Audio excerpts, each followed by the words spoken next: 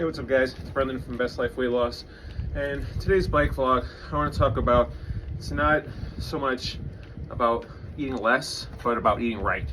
You know, if you saw in the short, I was talking about eating the proper foods, a proper weight loss journey, a successful weight loss journey. I've said it 1,000,000 times. It's a theme of the videos on this channel. Calorie deficit. Burning more calories than you're consuming, you know. And I'm sure if you've been watching, you're tired of hearing about it, but it's the number one finite numbers system that I see that is something that is successful, is being in a calorie deficit. And, you know, I preach the cardio, the workout, it's so important, and it's gonna make you feel better overall, you know. But that being said, you're not going to see the results, you're not going to have the numbers you want without the diet in place, you know. And what do we all, you know, normally associate with diet? Consuming less. And conceptually, yeah, that is the concept of a diet, is consuming less.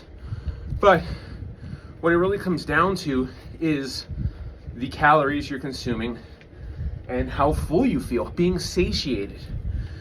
So if you're having your meals, say you have a meal, 500-600 calorie meal, you want that meal to satiate you for a long period of time. You don't want to be hungry again within 3-4 hours, you know.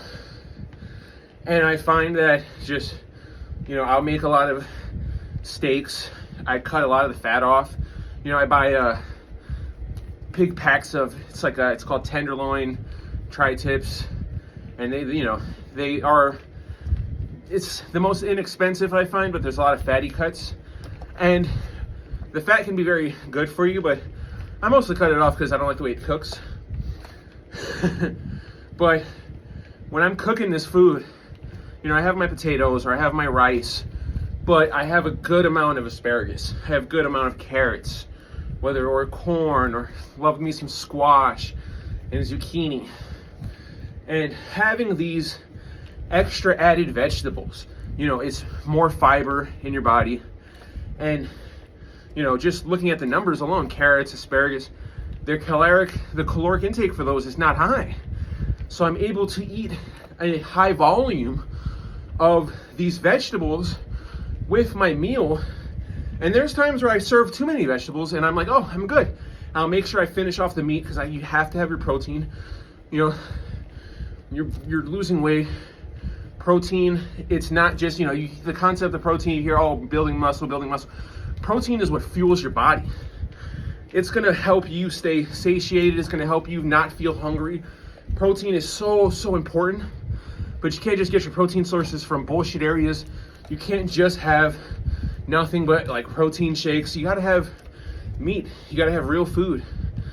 And I feel like the vegetables complement the food, complement the meat so well, because it keeps me so full, keeps me satiated, keeps me going, and I make the vegetables taste good. You know, I talk about it 1,000,000 times on this channel. You're exercising, you're working out, seasoning your food is fine, having extra salt is fine. When you're, you know, I don't consume extra electrolyte drinks, and I don't consume shit like that because, you know, I consume regular water because when I make my food, when I'm cooking my vegetables, I bake a lot of my vegetables. I'd be sitting putting salt and pepper on them. I'd be cooking them in butter and shit. You know, I cook my vegetables to a way that they complement the meal and they taste good. I'm not eating just carrots out of the bag, out of the fridge. Chop up the carrots. I put them in the pan with the asparagus, with some butter, with some salt. Serve it up with some potatoes and a steak, and I'm satiated for the rest of the day for the most part. Where 6 hours later, I'm eating an apple. I'm eating some nuts. Been fucking with the macadamia. Have trail mix every now and then. The trail mix is a little iffy because it's harder for me to look at all that and say I want to eat it, but you know, you really got to switch it up. Variety is the spice of life. So having different foods, different vegetables, different meats, chickens, turkey. I really like the red meats. I'll get various different cuts. You know, even the kielbasa I've talked about in the past. I had that on Sunday. It was delicious. Zucchini, squash, carrots, a little bit of white rice, you know, a cup of white rice. It's all, for the most part, you know, the carbs is so very controlled. You know, I know how many carbs I'm consuming. I know the starch.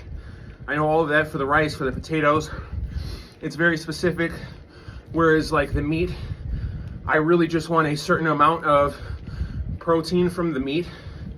And then the vegetables, it's like, okay, how many vegetables can I fit on the plate, you know?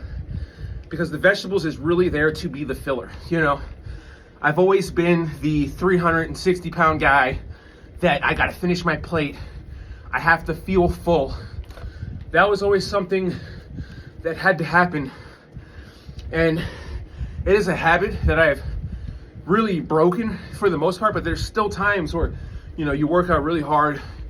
You know, I've talked about fasting in the past. I think fasting is very important. And when you do a fast, you know, sometimes I'll do a 13, 14 hour fast, and that sounds like a lot, but I know people that do 2-3 day fasts, dry fasting and shit. I don't do dry fasting. I consume plenty of water when I'm in a fast. But after 13, 14 hours of fasting, you know, you're eating and you want to eat till you're full. You want to eat till you're satiated. So having these extra vegetables, knowing, hey, I'm cooking these and I might not eat them, it's okay. But having the option there, consuming my meal and getting to the point where, oh, woo, I am full.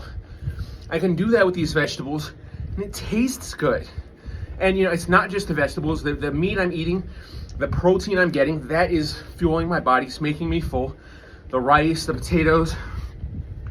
So essentially, when you're not eating fucking bullshit, you know, that's the thing. I can go to McDonald's and I could pound a 20 piece with a 20 piece nuggets with a quarter pounder, double quarter pounder with cheese and some fries right now. I could eat that whole meal.